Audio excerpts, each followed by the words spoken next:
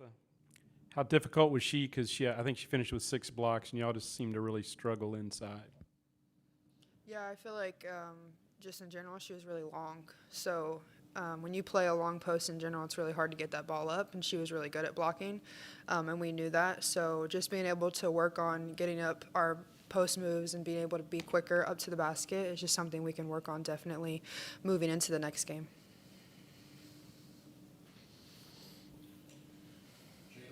Oklahoma State doing anything specifically defensively that was frustrating y'all, or like what were they doing that was anything throwing you off at all? I think they were just physical. We knew they were going to be physical, and just we were trying to play through the fouls, playing through the physicality, and we just didn't do it enough. Obviously, it's something to improve on, but we just didn't do that well today. Jada, they shot 77% in that second half. What was difficult about the spacing and just trying to stop them offensively? Really just, I feel like we matched up well. It was just sliding over to help. Our cups could have been better. We just weren't locked into our ball screen coverage. I feel like we could have did a better job at that, but again, it's something to improve on. We're getting our legs back under us, and obviously we don't want to lose, but this was a game that really showed us that we have to work on these things going into the rest of the conference.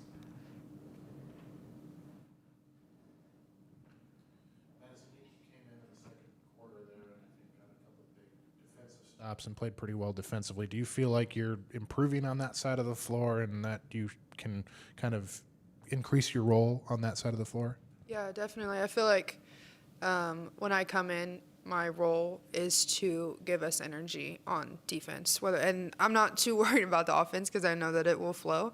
But I thought today, just like watching the game, even like while I'm on the bench, I watch to make sure I know what I need to do and what I need to bring to the court on the defensive end. And so I knew that our ball screen coverage was down, and so being able to be locked into that and helping our guards out and like helping and knowing when to switch was just really key for me today. So now we just have to carry that all through all 4 quarters.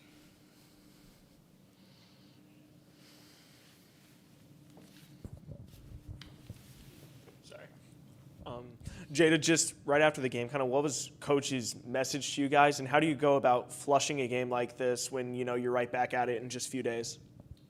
Basically that we can't let that happen again, like ever again, and that no one cares that we just beat Kansas. The next game is going to be super hard, and every game after that, there's no easy game, there's no give-me game in this conference. Everyone's hard to play, so we really have to be locked in on our game plan.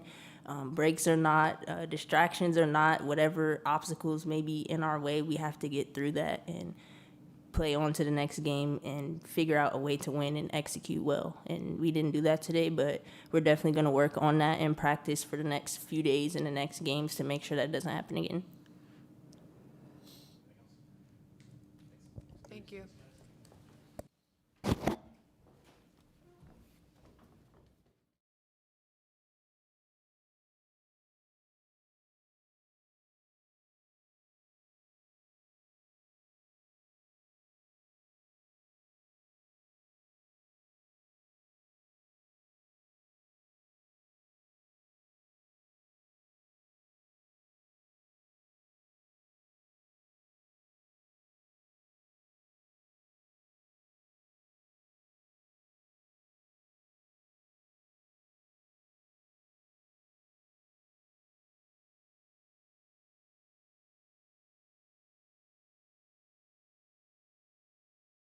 After, a game like that, like, do you flush it? Do you rewatch it immediately? Like, what are your immediate emotions after a game like that, I guess?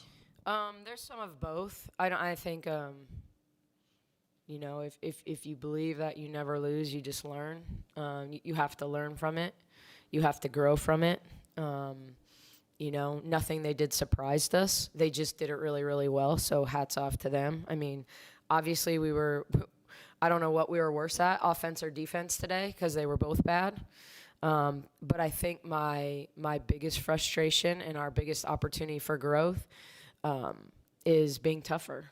We knew this is a team that is going to push you in the back, that's going to grab you on screens, that's going to, like, they're very physical. I've rarely shown as many clips as I've shown to them from last year's game and the Iowa State game and the other games where they're holding on cuts, they're grabbing. I'm like, you guys are going to have to play through contact. Like, this is, and the reality is they're not going to call all of those, so you have to learn to play tougher.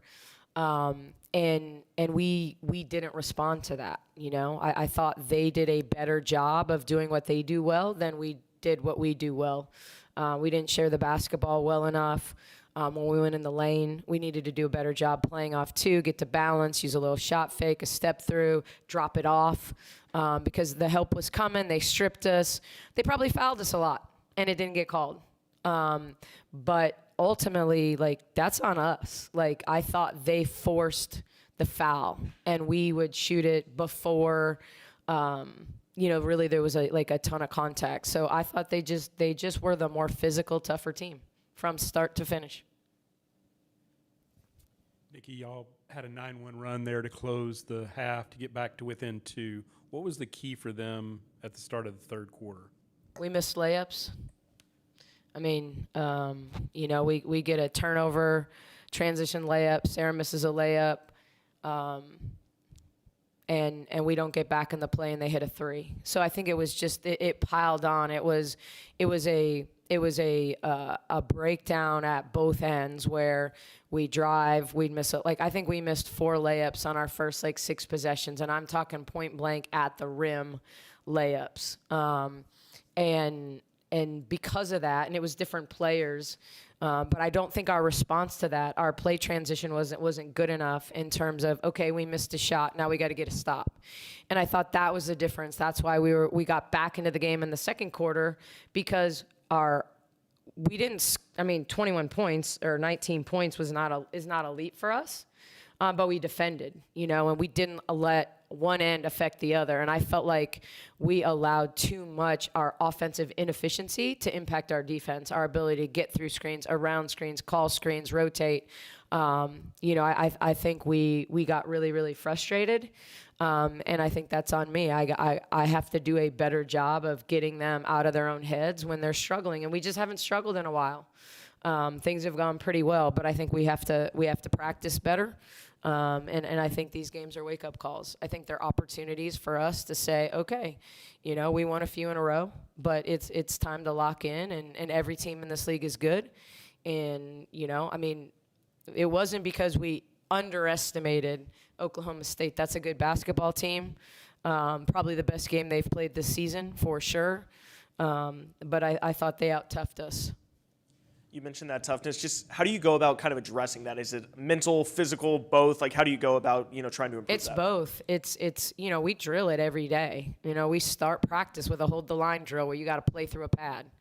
And so I don't think it's we have to be willing to play. We don't, and I don't think anybody else does either. So but we get pretty used to our practice guys, and they're pretty awesome, and they all go home for Christmas break. So we have to play against each other. And I thought our foul discipline wasn't good, and it wasn't good against Kansas, and it didn't hurt us against Kansas, but it hurt us today. Like, I thought we bailed them out of shots that they weren't going to make out of frustration. And so, I think it's both. They have to see it. But you have to work on it. It doesn't mean, the reality is, not every kid is naturally tough, you have to let kids play to their strengths. They're a little more finesse. We just didn't do a good job. If for instance, someone like Bugs in a physical game has got to play around, she's not going to meet physicality with physicality, but she can do a good job spinning off, stepping through, playing around. But Nettie's got to play through, and I think from that perspective, it's like we have to play to our strengths. And I thought we didn't do that. I don't think we played to our strengths. We allowed this, hey, I'm just going to put my head down and drive it to the basket and hope for the best. And there were probably some fouls in there. But I'm not sure I would have blown the whistle because I felt like we weren't on balance. We weren't under control. And that's where I thought they did a better job playing on balance and under control. They were able to get downhill and force some issues for your team. How do you think this affects you, like on the offensive end?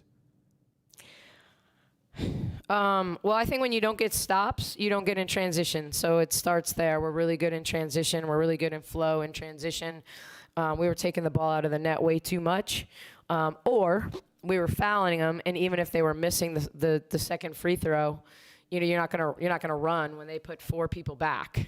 They put 0 people on the foul line other than the shooter. So because of that, you're not gonna get transition on a missed free throw. So I think it affected us in a lot of ways. I don't think we created enough turnovers. I don't think we took advantage of the turnovers we created. But I think we didn't stay on possessions. We didn't turn our 16 offensive rebounds into enough points. That's a point per offensive rebound.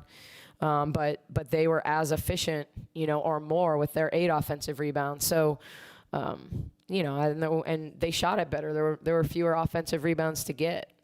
So I think it definitely affected us. I think our ball screen coverage was questionable for 3 of the 4 quarters. And we thought that, we grew. Our ball screen coverage wasn't good against Oregon or Indiana, and we've gotten better. Like, I think it's been better, but I think they tested it at a different level, and it wasn't good enough tonight. Yaya brought a lot of energy in that first half. How can you build on that performance and try and get that to spread? Yeah, I don't know that it's spread. I mean, I think you're going to have different players step up in different games. Yaya's been playing well. So I think for her, it's continuing to play well. When you've gained respect and that the team is struggling when, they basically face guarded Yaya in the second half. And that's when she's got to understand how to play. Like, you got to work a little harder to get open. You got to create tempo on a back cut. I think she had opportunities to back cut because of how they played her, but it was because she played so well in the first half. And she was the only one that shot the basketball well in the first half. Therefore, they're like, all right, well, we're not going to let Yaya beat us in the second half. So I thought that was a good adjustment by them, and that should have made it easier for us. When you take one defender out of the fray, and you're 4-on-4, like that makes backside help tougher, and so I just don't think we played with a lot of tempo, ball movement, player movement, pace. We didn't flow from one side to the other. We allowed our frustration on foul calls, on different things to impact our ability to continue to play. And then how do you keep a game like this from snowballing? You've already done it a couple of times earlier in this season, but is that kind of amplified when you have Big 12 games and every opponent's it's basketball. This is basketball. This is what we do. I think this league is good enough that I doubt anyone's going to go undefeated. I could be wrong. We control that from here on out, regardless, other than Oklahoma State, unless they run the table. So, I just think it's about learning and getting better, and what Colorado presents is totally different. They're going to have size at most positions, but maybe not the quickness in ball screens. They're going to move it in their Princeton stuff and elbow actions, and so we're going to have to guard better. I mean, I think players love offense. All players love offense, but the nature of who we are is we're at our best when we get stops, and we put a lot of emphasis. If you walked into our practice gym, we probably are minimum 50% to 60% defense, and especially when we get into scout preparation. We really focus on our opponent. We focus on the fundamentals. We focus on being scout specific, and because we trust our offense and our personnel to move the ball, and we have enough weapons that we want to take the other team's strengths away, and we really just didn't take anything away. Like, we didn't take their first or their last option away, and so I think that's where we just have to own it. I mean, this is like, it's all about accountability. It's about my accountability and what I can do better. It's about each of our players and their accountability and what they can do better individually, collectively. And I think we have a tendency, and I have to get them to understand that not one of them can do it alone. Not one of them can do it alone, because these are good kids and they're coachable kids, and they want to do what we want them to do. But I do think when you talk about a snowball, when another team gets on a run, we have a tendency to try to do it ourselves rather than setting the screen that gets somebody else a shot. And that's where we have to get better. And it's not because I have selfish players. I just think you look across at our roster and the number of shots players take. We don't have selfish kids. We don't have kids that are all trying to get their numbers. But I do think that they're competitive enough that they want to make the play to get our team jump started. And unfortunately, when you have 4 players in a row try to make the play rather than make the screen to get somebody a better shot, rather than attack and get someone a drive and kick, a drive and drop type play, now everybody's just taking one shot. But it's snowballing because none of them have put the ball in the basket. So I think that's where we have to grow. To me, that's the consistency of our losses. A lack of ball screen coverage and us trying to do too much one-on-one. So I think that's where we have to grow. That's I gave whoever's next the blueprint, put us in middle ball screens and make us play one-on-one. So